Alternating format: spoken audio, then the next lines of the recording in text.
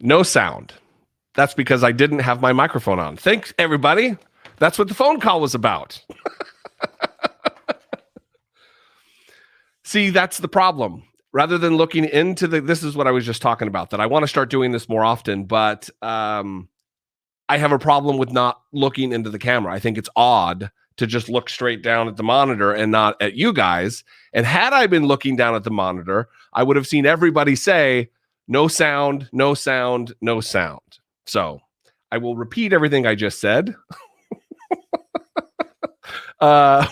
which was, I hope to start doing this maybe on every Friday, depending on how this goes. There's a lot to talk about. I don't have really anything planned. I don't have notes. I keep fumbling with a piece of paper, but this is just from a few episodes ago, the Kevin McCarthy thing.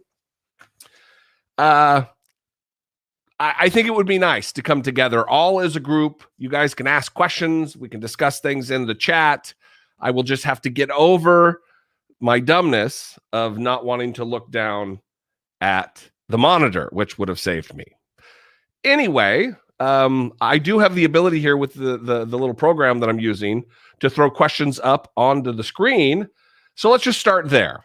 We'll start there with the first one. Oh yeah, this person has emailed me this, so I should answer the question. Mr. Dollemore, when you talk about World War II, why do you mainly talk about the European theater? If you had fought in World War II, you would have surely fought in the Pacific. He is talking about the fact that the Marine Corps was in the Pacific. So they fought in Guam and Japan, Iwo Jima, the famous photo and video that you've seen. And I'm a Marine. Well, I talk about it because that's when we talk about fascism, and typically Americans focus on the battle against Nazism. That's what I talk about. It's not about what service I'm in.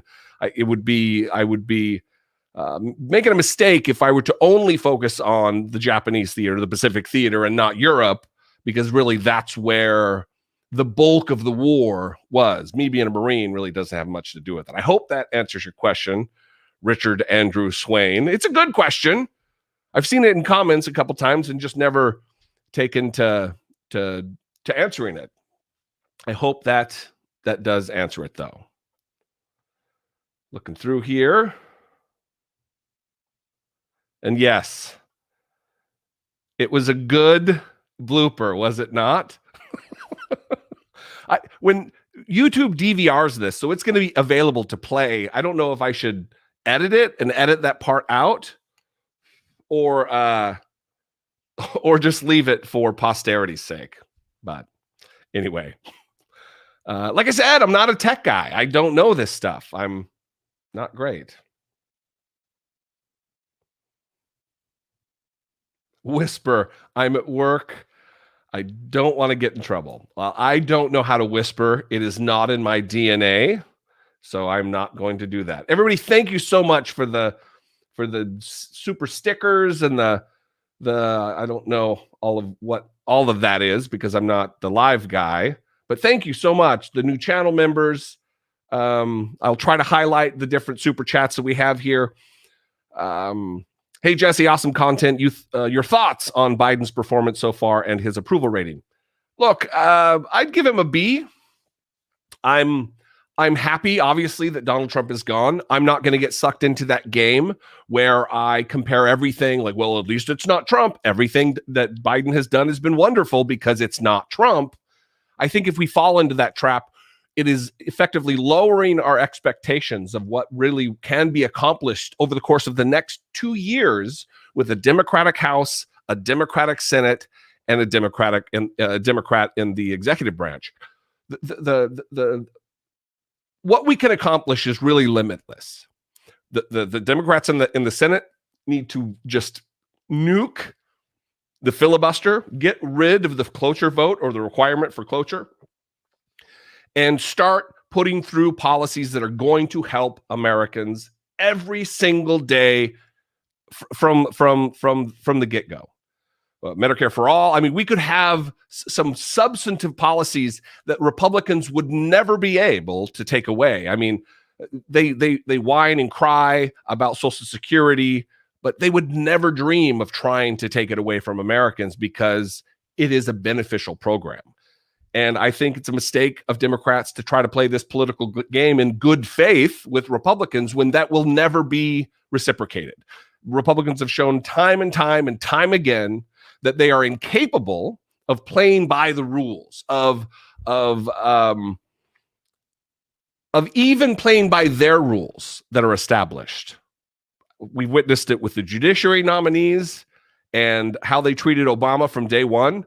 There was literally a meeting the day of Obama's first inauguration where the leaders of the Republican Party sat in a room. I imagine it being a smoke-filled room with them twisting their mustaches, but I think it was probably more sinister than that, where they agreed that they would reject and oppose every single measure from the very beginning of Obama's presidency. That's what we're dealing with. They're not going to come in good. I'm rambling now, but they're not going to come in good faith. And I think Democrats would be well served to realize that, to look back at history and a new day hasn't dawned. The Republican Party, if anything, is more aggressive, more conspiratorial, more radical than it's ever been. And we need to take advantage of this time, these 2 years, for the sake of Americans, not for the sake of party power, not for the sake of the majority. We need to do it for people like you out there who are struggling, especially right now during a pandemic, with paying rent, of paying your bills, maybe putting food on your table. There are real consequences to trying to coddle Republicans and make sure they feel good for unity's sake. I hope that somewhat answered your question. Ultimately, I give him a B. He could be doing more. The Democrats in general could be doing more.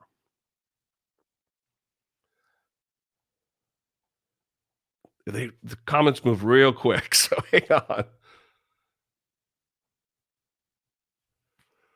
I agree, rise again. I agree 100%. Can the Iran situation be salvaged? I believe so. I believe that through good diplomacy, we can either halt the manufacturing of enriched uranium, which leads to a nuclear stockpile or the ability to build a nuclear weapon.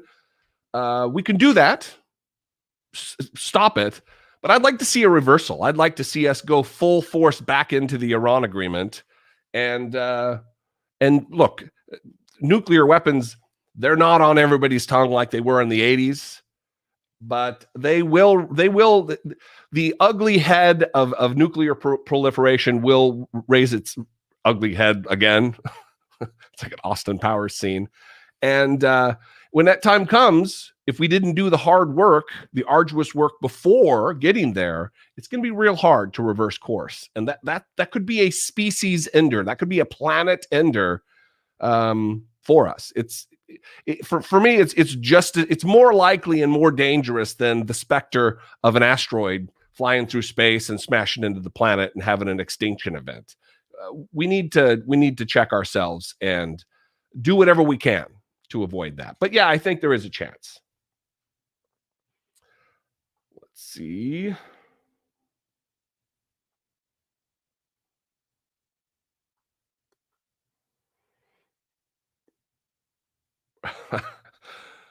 Jason Russell, what do you think? What do you think about Marjorie Taylor Greene calling Democrats stupid? I mean, if that's all she's doing, I would be relieved. If that's all that she was doing, if that was the greatest danger that she posed was name calling, we would be in good shape. The problem lies in the fact that the Republicans were so eager to have her on the education committee, a woman who denies or denied until it was politically less expedient, denied that mass shootings in American schools were really happening. She put forward, which is a painful thing to do to parents who have lost their 6-year-old, their 5-year-old, much less their 16-year-old to gun violence in a school. Putting them through that these parents are liars. This is a la Alex Jones. This is the kind of craziness that Marjorie Taylor Greene has dedicated herself to over the course of the last, however many years that she's been an online media figure. I'd never heard of her until she started running for Congress. The Republicans are forcing Democrats to do their work for them by not removing her from her committee posts. What she did was equal, if not worse, than the racist, nasty, insane comments of Steve King of Iowa, who was immediately stripped of his committee assignments.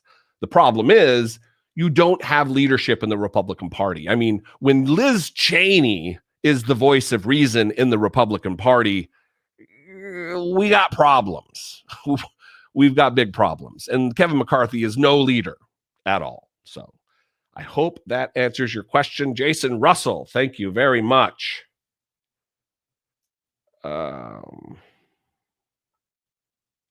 Well, Anthony Lester, what can we do to make the Democrats get some gusto and do to the Republicans what they did to us? Listen, I don't think this should be a tit for tat. I don't think that we should look to treat the Republicans exactly like they treated us, because it was terrible what they've done over the course of 10, 20 years. But we certainly should act within the scope of the power of the majority in the United States Senate, if we're talking about the Senate. Doing away with the filibuster absolutely can be done. That's not we have the majority. We can vote and get rid of it. So I don't think we should do things that are unethical, certainly not immoral, but things that are within the purview of the power, then do that. I mean, people are complaining right now about Biden's authority to, like, let's say, cancel student loan.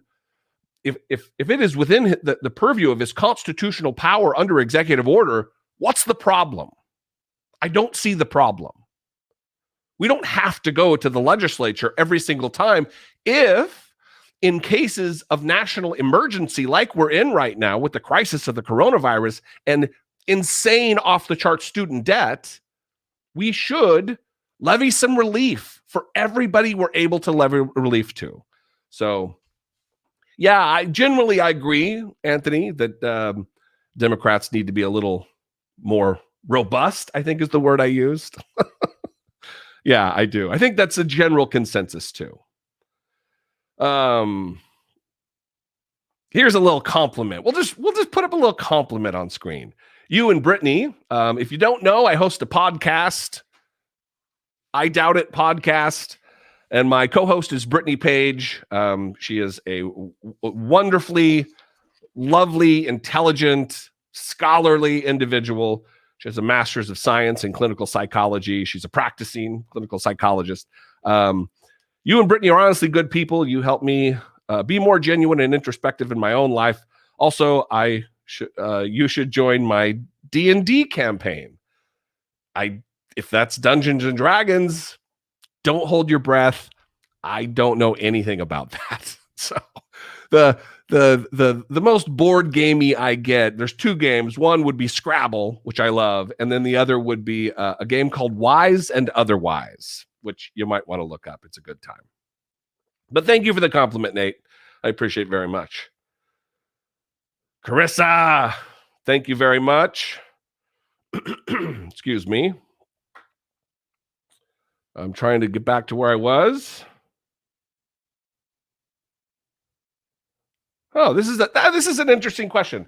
This is an interesting question I've never really given much thought to.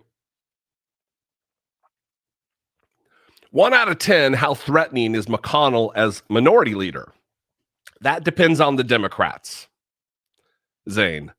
That fully depends on how much power the Democrats allow Mitch McConnell to have through the negotiations that are taking place right now.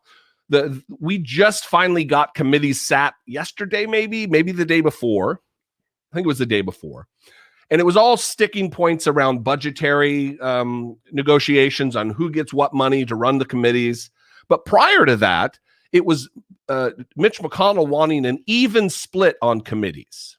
How it works in the legislature, like let's say, look, there's 100 members of the Senate, but let's say there was an 80-20 majority to minority. Like there were 80 Democrats and 20 Republicans. If you have a 10-person committee, let's say there's more usually, but let's say you had a 10-person committee, we'll just make the math easy. There would be 8 Democrats and 2 Republicans, kind of representing the kind of majority that exists in the Senate. That's typically how it's done. And Mitch McConnell was arguing for a split. If you have a 10-person committee, you have 5 Republicans and 5 Democrats. Well, that doesn't work because if you need to vote to get something out of committee, you need a majority to get whatever it is out of committee. So that on its face is that's just a ridiculous ask. Well, they got past that, and then it went to whether the Democrats were going to try to blow up the filibuster, get rid of it, so we can get some of this COVID relief, these stimulus packages done. Now, the filibuster has been effectively, it is safe because of 2 Democrats, Kristen Sinema from Arizona and Manchin from West Virginia. They have communicated that they have no interest in voting the filibuster away anytime soon. So that gave McConnell a little bit of relief. But it really depends on to answer the question. I know I ramble, but it depends on the Democrats, how much power they allow McConnell, because they control the Senate, they control the rules, they control the votes. So good question. Great question.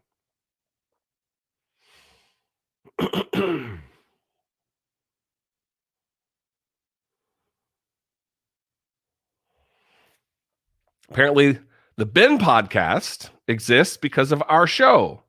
We have a loyal group of listeners who listen to the podcast. This is obviously not the podcast, our audio podcast. And there's been at least one, this podcast, the Ben podcast, there's been at least one that has popped up because of, or out of the community that surrounds the show.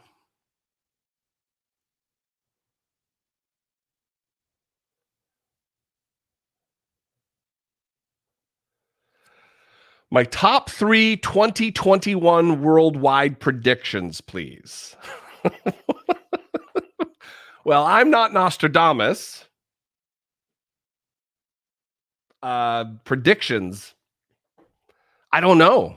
I wouldn't. Where do you go with that's a broad thing to ask. Yeah, I don't know. I don't have predictions. I guess I could say that my prediction would be that Tampa Bay wins the Super Bowl, even though I really hope that they don't. But I can tell you some hopes, some aspirational thought, and that is that I hope that the coronavirus is throttled through the vaccination effort. I really hope people will drop their skepticism and get out there and get the shot, to toss away the conspiracy theories and the trepidation surrounding it, because for us to get back to normal and to lower the death rate that has been astronomical, especially in the United States, we're going to need herd immunity. And the only way to get there, the only safe way to get there, is through a mass vaccination effort. My wife, my co-host, Brittany Page, she has gotten the first shot. She is a healthcare worker. She's in the group naturally. I am not. I'm just your random idiot. So I am going to wait. I'll probably get it sometime in May or June. I saw a projection yesterday that at the accelerated pace that the Biden, now I'm talking about America here. Sorry, Michelle. The accelerated pace of the Biden administration, if it goes forward as it is right now, we're looking at mid-June to end June, everybody will be vaccinated. So other than that, I don't like making predictions because I don't like being wrong, Michelle. I like to be right.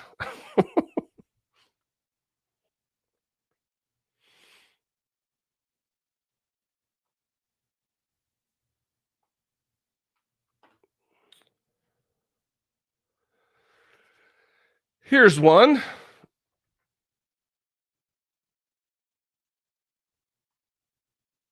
Do you see the GOP getting past the Trumpism they find themselves? No, I don't. That's a quick, easy question. That they are the, the Republican Party. I mean, all political parties are seeking power. They're seeking the majority. The Republican Party only seeks the majority. They don't seek to. The reason I say that is because of their voter suppression efforts, because of what they just did with the conspiracy theory that Donald Trump won the election. They don't care about truth. They only care about power. And that's a problem. And I don't see that changing anytime soon, because now that they're given a chance to come back into the political fold, they're continuing to be radical. So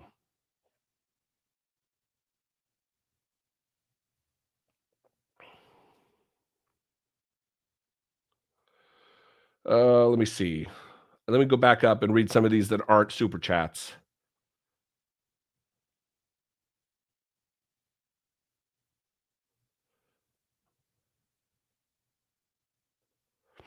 Chris Reed. With the conflict that is within the GOP, does that benefit the Democrats in getting their agenda done?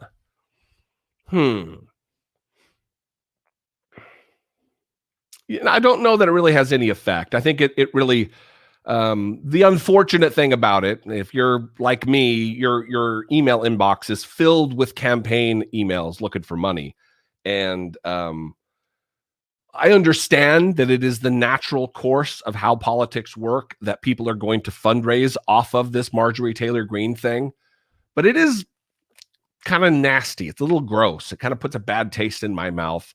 And I just wish that they would kind of put politics aside. She needs to go. It's what has happened is the right thing. And I don't know. It's a catch-22. It's a tough thing, because you want to raise money so you can be reelected and continue to do good. And any issue that rises, you want to take advantage of. But it just seems, I don't know, very difficult. So good question. I would put that question back to everybody else out there.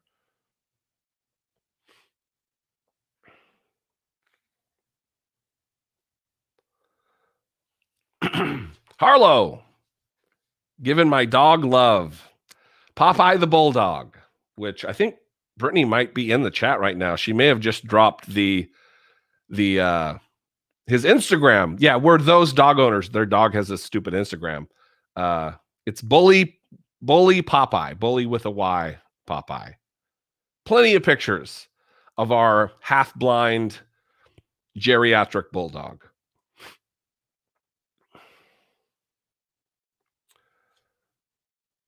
Saskia, I want Democrats to overflow the courts with new judges. Let Trumplicans roll their eyes and heads. Yeah, I think that Biden certainly understands the peril that our court system is in right now, and they are going to have to really move at a frenetic pace to try to get the judiciary rebalanced. It's going to be very difficult, because it is the one thing that Mitch McConnell set his head to and accomplished. Donald Trump set a record for how many federal judges that he got appointed, got confirmed through the Senate. And it's going to be tough. It's going to be real tough, because it has a lasting effect that will ripple out across generations, especially in the Supreme Court.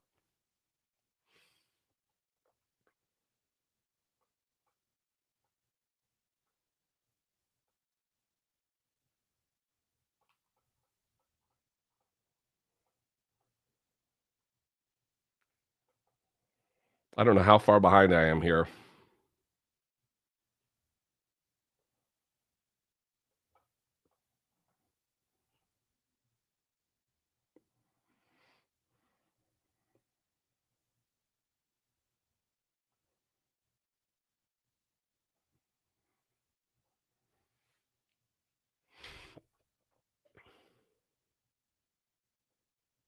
And Stephanie, I hope to do this more. I was just saying at the beginning, when my mic was muted and I was rambling like a crazy person, that I hope to do more of these, maybe every single Friday. If we could pull that off, I think that would be great.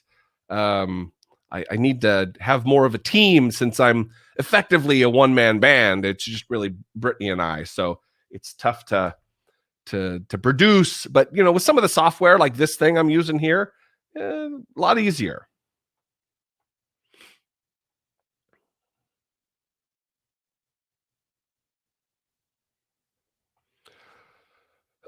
Please, your thought on Biden giving reality winner a pardon. I feel we need to start demanding this. Yeah, either a full pardon or at the very least commutation, which would let her out and then reduce her sentence.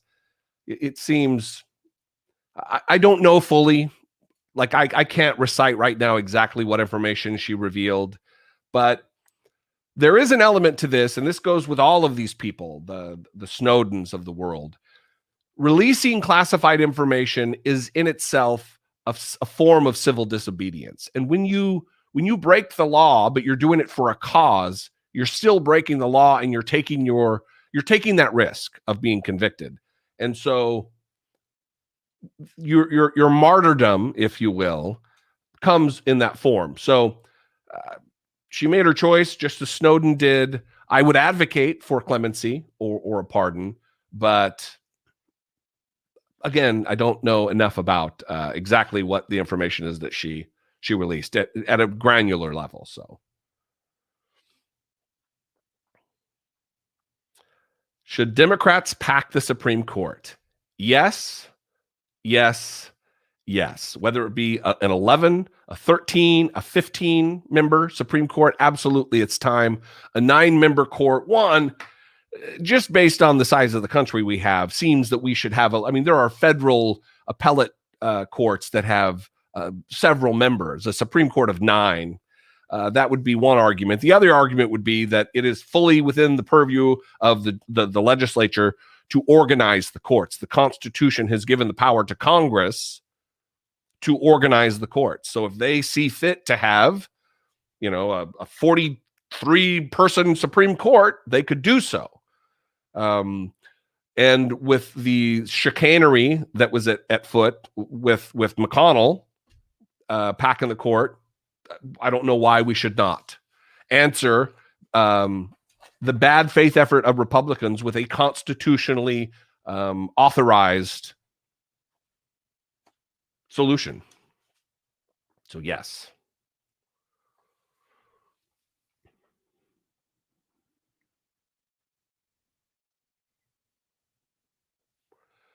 Would I like to have the NHS like the UK? I don't know a ton about the NHS, exactly what kind of, because there's like 4 different types of universal health care, at very least 3.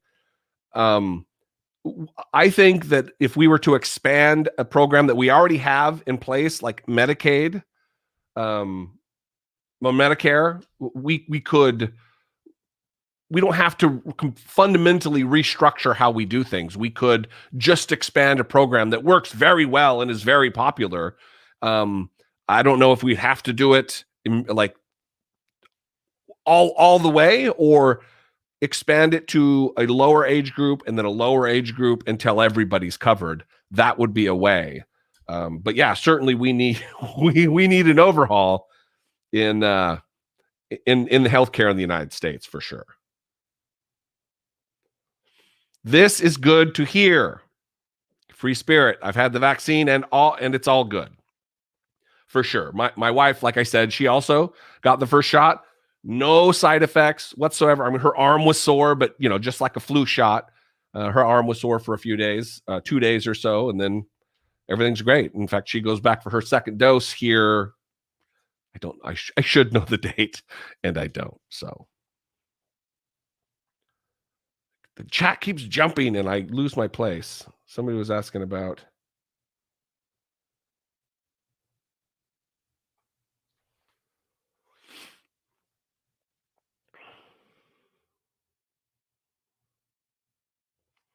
I'm assuming, Veronica, thank you, new member. I'm assuming, Thomas, that you're talking about the reality winner question that I just answered. Yeah, the law does protect whistleblowers, but there's a specific channel by which you go through which you go that would authorize you to reveal information without repercussion. Now, when you just release classified information to the media or whoever as a way of bringing light to something that's going on that is either illegal or whatever, you're not covered by whistleblower protection. So that would be the technical answer.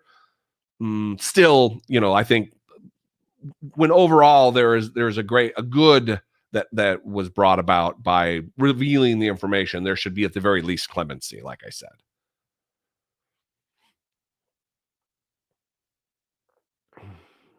This is a good question.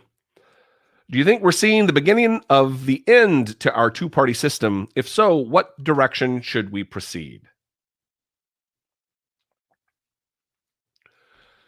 Well, here's a prediction for Michelle, the question from France. I don't see. My prediction would be this is not the beginning of the end of the. I mean, it might be the beginning of the end, but we're talking about generations here. Typically, what happens with our two-party system is you've got fringe parties like the Libertarian Party, for instance, which is an actual political party, not just a movement or a thought relative to political science.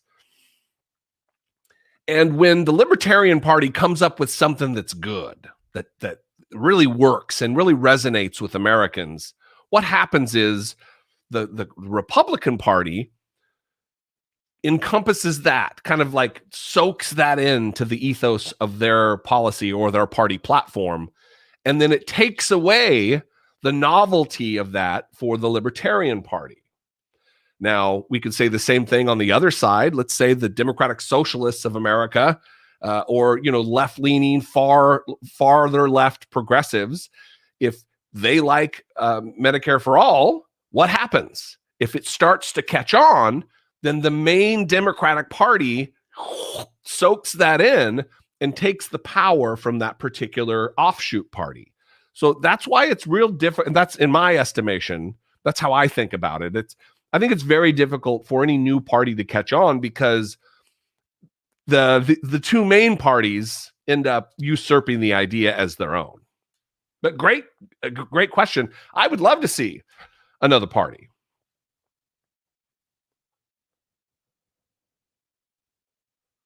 Thank you, Daniel.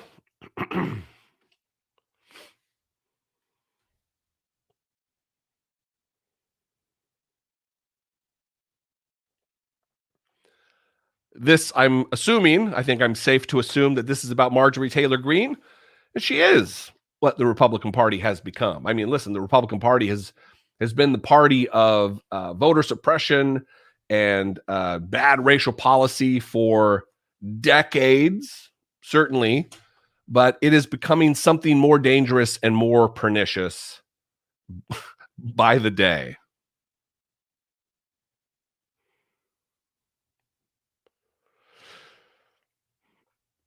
I wish there was a way to search the chat. That would be a great thing for this program. Here we go. Yeah, Jesse, why do you hate America? I don't know if this is a response to another chat. So Charles, if you're being snarky and trying to be funny, it's funny. But this is a question I get all the time. I get emails like this. I get tweets like this constantly about why I hate America. I hate America so much that I volunteered and enlisted in the United States Marine Corps and spent years on active duty. That's how much I hate America. I hate America so much that upon discharge, honorable discharge from the United States Marine Corps, I went to work for the United States Senate. That's how much I hate the country. Come on.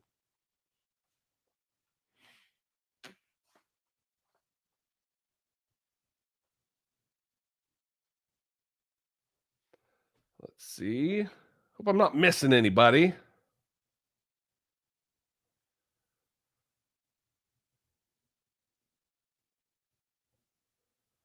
How do I get this one added?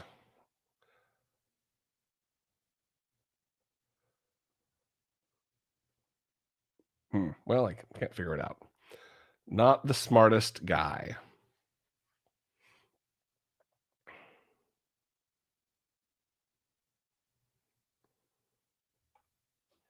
I love the barbecue. So thank you for the invite to the barbecue.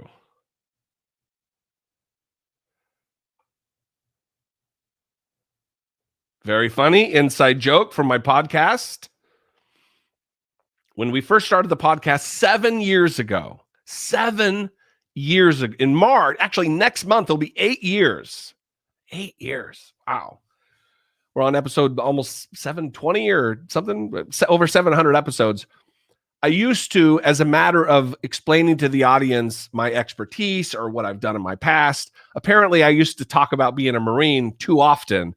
And every time I would do it, Brittany, my co-host, would say, Jesse's a Marine, everybody. And it caught on. Now even listeners like Brenna, they still do it. I love it. It's, Thank you, Chris Smith. What a intellectually stimulating question and query. You're really changing hearts and minds today. We appreciate your participation. Stick around. Oh, clowns are gonna clown.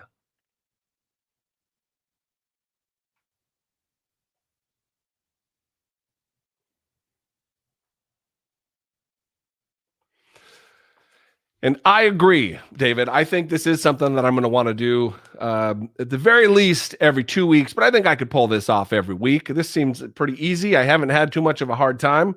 It's the comments roll pretty quick, but and it is. I hope that a community does build up around my show here on YouTube. A community certainly has built up around my podcast. I doubt it, and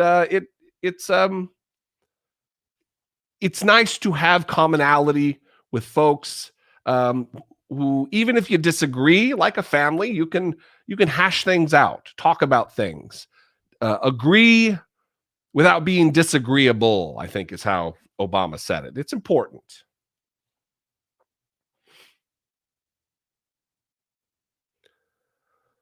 And Ray Barboni, starting a new party would take at least 3 to 4 election cycles. I think that's optimistic, but yes, it would take a while for sure.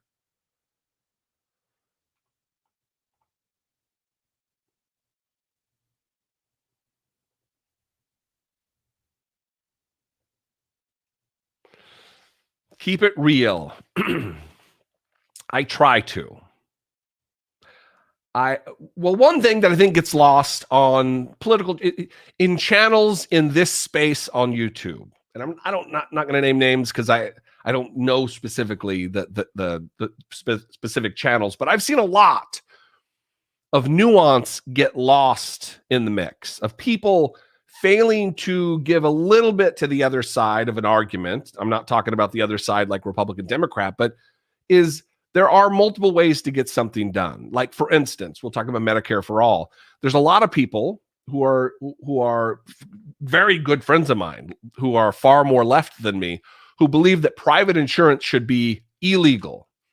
And I don't know that that's necessary. I think if you offer people a solid choice that works and it works well, like Medicare for all, then why would you want to pay for insurance when something works better?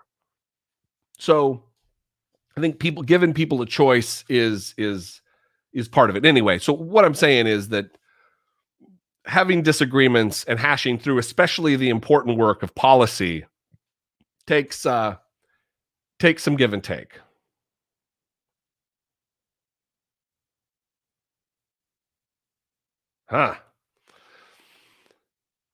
Tim McDaniel Shabazz.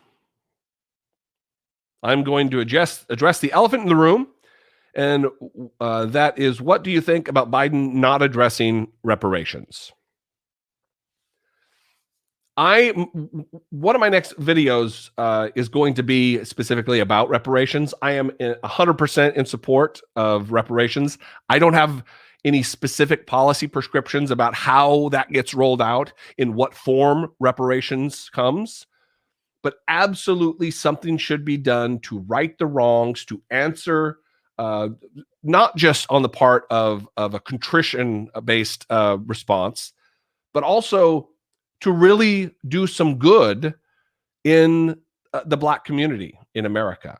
And it's going to be a little different. I'm not just going to sit down and start talking about it. It's going to be something scripted because I really want to say what I feel about it. As far as Biden not addressing it, it should be on the minds and the tongues of every leader in America. It is important. It is critical. It would provide aid to fundamentally transform the financial situation in the Black community. Right now in America, and I don't know specific numbers, so I'm just talking generally. I don't have the numbers in front of me. But the net worth of white families is like 10 to 13 times that of Black families. That is not an accident. That's not because Blacks like to be poor. That is because of the systemic treatment all throughout our history, from slavery through abolition, through convict leasing, through Black Americans serving in our wars and then coming home and not getting the same veterans benefits as whites, not being able to buy a home because the places they would buy the home, you couldn't insure the home. I mean, it is point after point after point after point after point that systemic racism has made a terrible legacy in this country that is still being felt. And even if we were to eradicate racism itself, the systemic effects of our past racist behaviors and policies would carry on. We have to do something. Biden should be doing something. It's a tough issue because it's charged, because it's about race, but we elected someone to do the hard work. And this is part of that hard work. I'd love to know what everybody thinks about that, but I am in full support of reparations.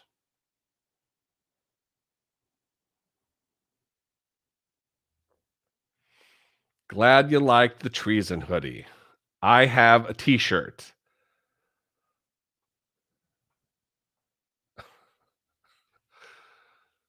Yeah, I have a goofy name. Dollemore. I've been called Dollemore, Dolly, Dollemore. It's Dalla. It's, Dollemore, of course. I've heard. Thank you for your service. I plan to do this maybe every Friday, Levon. Thank you very much. Let me find another question. I don't even know how many people are here. This little program doesn't tell me. Oh, about 1,000. That's not too bad. Worth doing again, right?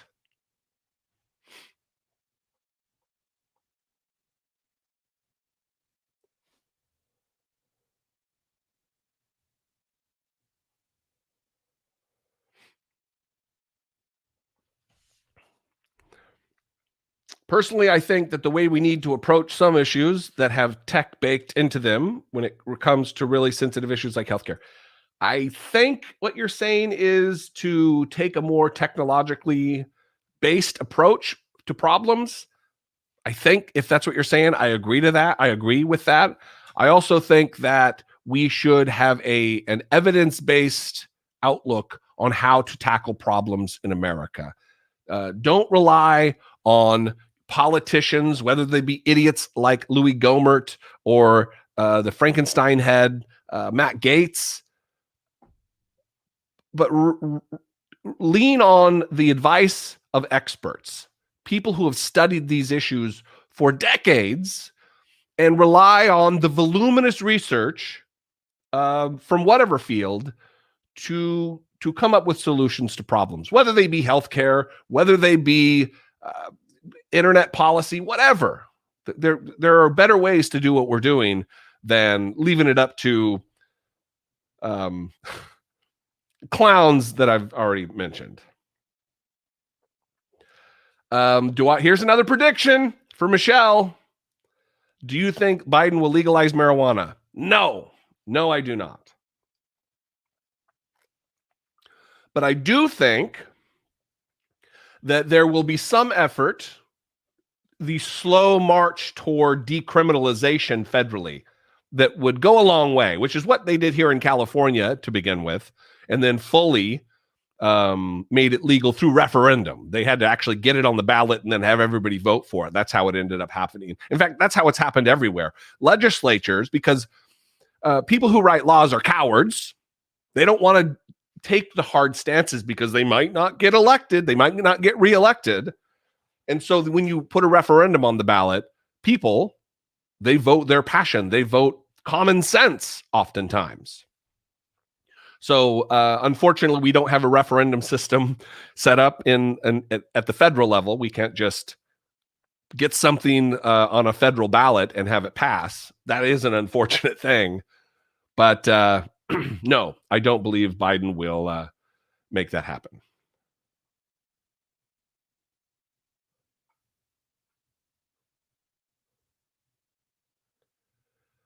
Any other haters? I really would love to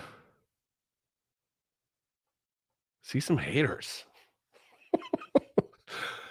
Listen, I'm not kidding. Sometimes that's true, Chris. I enjoy the dissent. A lot of times people, because I don't do live streams a lot, they think that I'm hole up in my little studio here, and everything's pre-recorded and edited, and I can't take the conversation. I can't speak extemporaneously. I'm afraid of the debate, and that couldn't be farther from the truth. I am passionate about what I say because I believe what I say, and I think that the opinions that I hold stand up to criticism. They don't wither and die. I'm ready for dissension.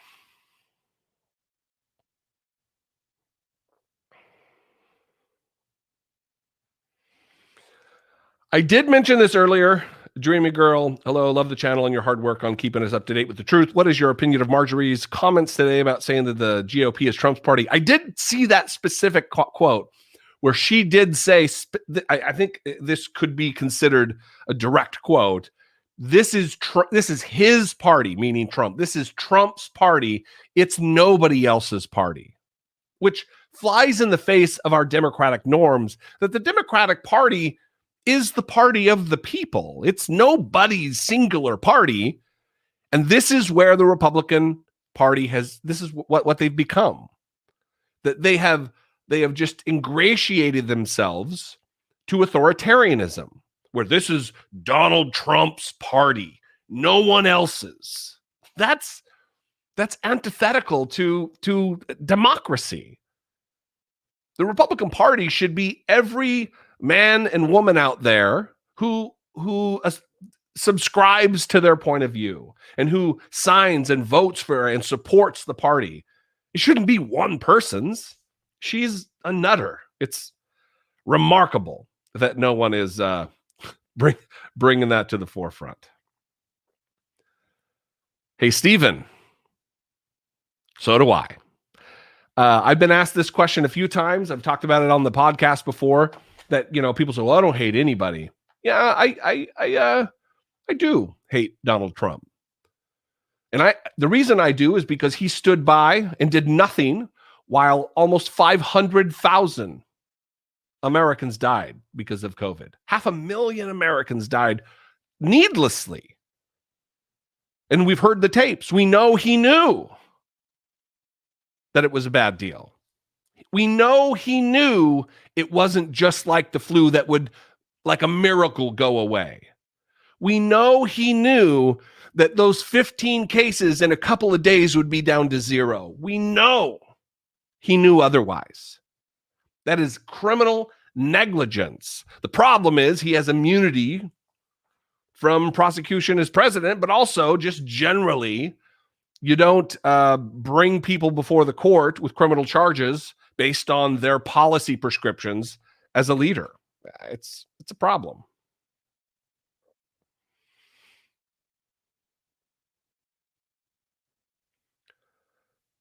Don't know if this comment is for me, Julie, or if this is in response to something else. But I think I did describe reparations pretty clearly. Because really, right now, no one knows exactly what reparations, what form it'll take. And that's why there needs to be a real study that is funded that could be done pretty rapidly to determine what the best form would be to take it.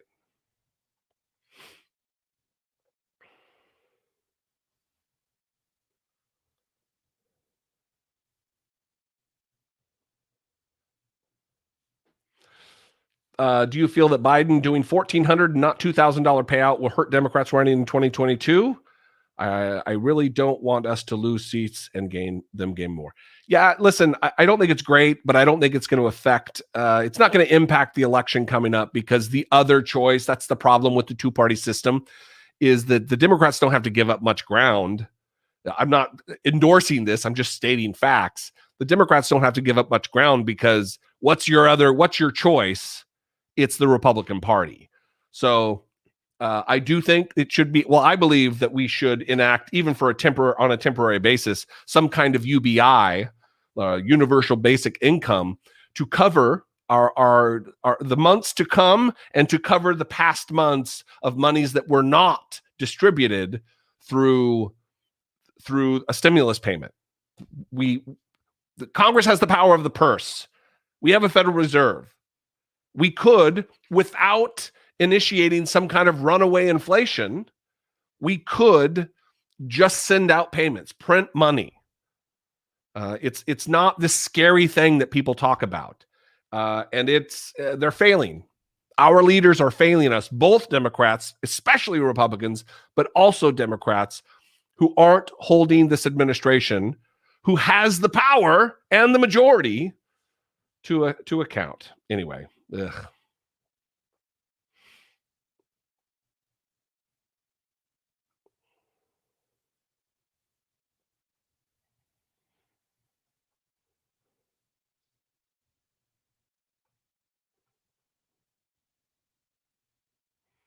This is a great question. Ant Mink, or is it Ant Mink? Do you think the Republican Party is experiencing Stockholm Syndrome? No, I don't. I think the Republican Party was waiting for a guy like Trump to come along. Someone who resonated with the people, with his racism and his outrageous things that he would say. And then they could use him to get whatever craziness done, just like they did. I think they were waiting for someone like Trump. I don't think that they're the victims here, because they could have every single one of these people, your Marco Rubios, your Ted Cruz's, your Lindsey Graham's, all these other figures who spoke ill of Donald Trump, called him what he is, a kook, a xenophobic religious bigot.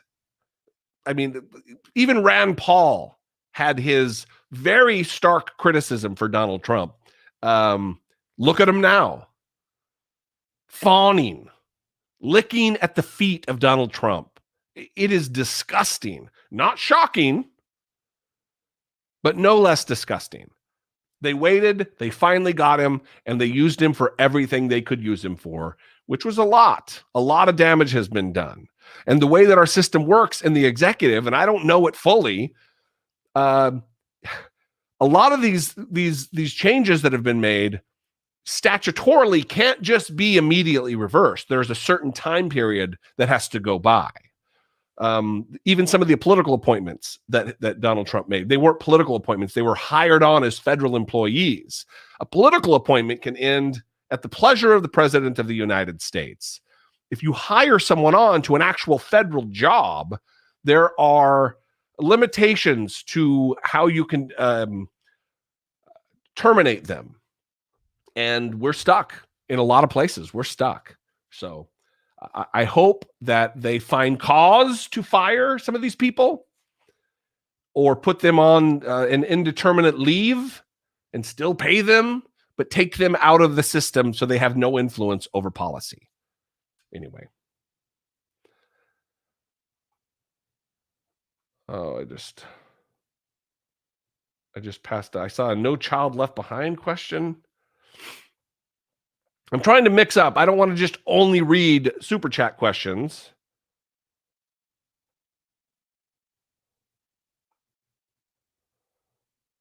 Let's see. Nicole, do you think that Trump should go to prison for the rest of his born days?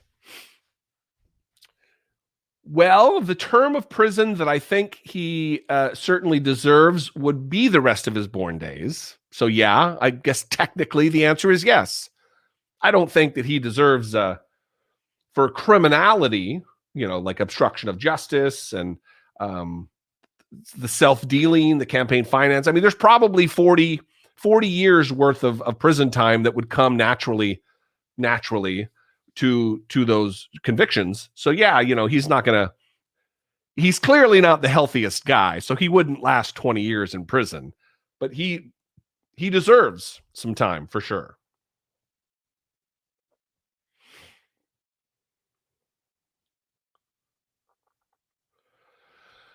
I'll just throw the question up before I actually even read it.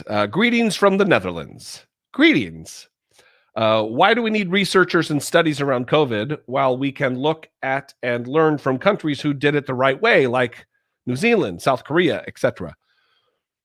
Well, I don't know that I understand the question.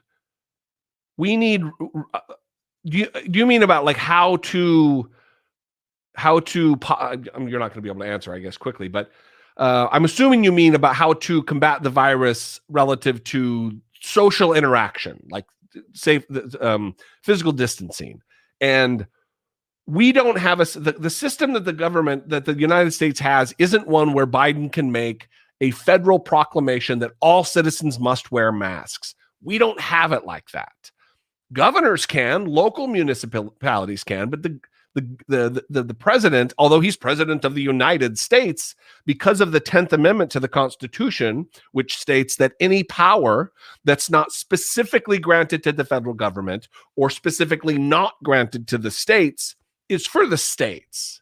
So we have this weird symbiosis, and it's a push and pull, really, between federal power and state power. So some of these countries like South Korea or New Zealand don't have the governmental makeup that we do, and it makes things tough. Now, that's not making excuses for all of these jackasses who refuse to wear masks because the issue was politicized because of Donald Trump. We could have treated it just like them and dealt with it just like them if it hadn't been for Donald Trump saying with his greasy burger hole that he's not going to wear a mask. If you want to wear a mask, you go ahead and wear a mask, but I'm not going to do that. Well, like what utility did that serve other than him feeling macho? Or I have no idea. I wear a mask. I wear a mask when I walk out to my mailbox. I wear a mask when I'm right outside on the sidewalk in front of my house. So I don't get it. I don't feel less manly because I have a mask on my face. I feel like I'm being a good neighbor because I'm protecting my neighbors, because I might be asymptomatic. I think it's astronomically small chances that I am because I'm never around anybody. This is where I live, in my little troll cave. But I'm being a good neighbor because I love my neighbors. I don't even know most of my neighbors. I love them. I want them to be healthy and happy and secure and fulfilled, just like I want you to be. Anyway, it's depressing. There are a few topics that I try not to think about too much because I like to think about stuff, but that is one that just really, it is a bummer.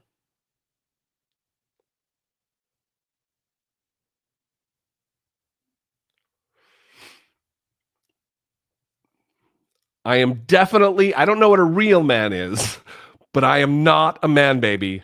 I can tell you that for sure.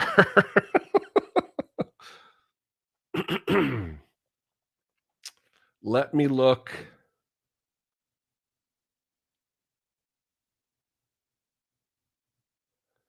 That did happen.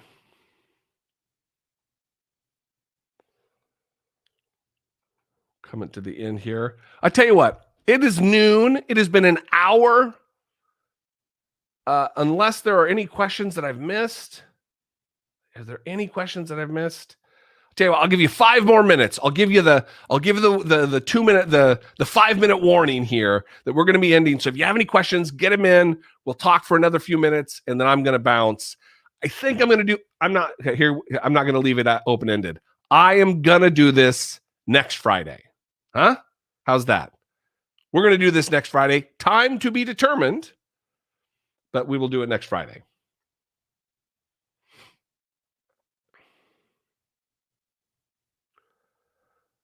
Wanted to wish you the very best in your live stream pursuits. P.S. We heart orbiting one another. You try not to cry.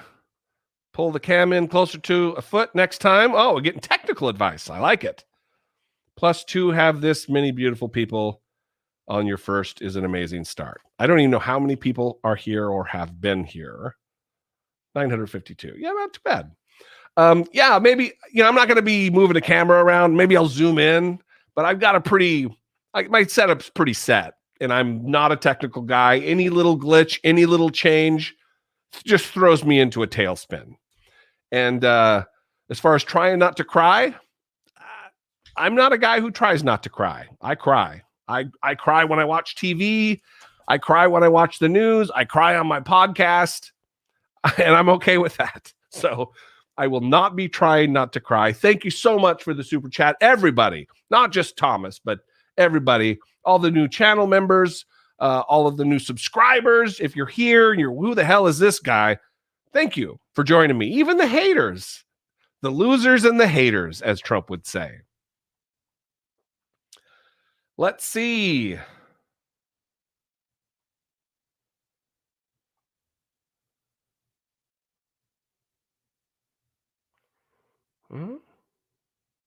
Oh, here's a good one. We'll end on this note. I hope your daughter is doing well. There is a picture here of my daughter that you can't see behind the monitor, but it's in all the footage of my new videos in the new set. My daughter is doing very well. My beautiful, wonderful, she's doing great. It was a touch and go deal there. She almost died in the hospital. I'm not going to get into it. Not a way to end. Anyway, she is doing well. She is recovered, and we are happy about it. She also got COVID, which was very scary because your immune system is so suppressed after chemotherapy. But she made it through that with really few wrinkles, and we're super pleased and blessed. I mean, a lot of people this year have faced insurmountable loss and insurmountable struggle, and I, for whatever reason, was lucky enough to escape it, and I feel very happy about that. Anyway, I'm happy for you guys being here, connecting with me. I'm going to do this next Friday. It'll probably be a little earlier in the morning here on the West Coast, maybe 9 or 10 a.m. We'll see. I'll put it in the community tab. If you haven't subscribed, subscribe to the show. If you haven't subscribed to my podcast, subscribe to that. Find it. It's called I Doubt It Podcast.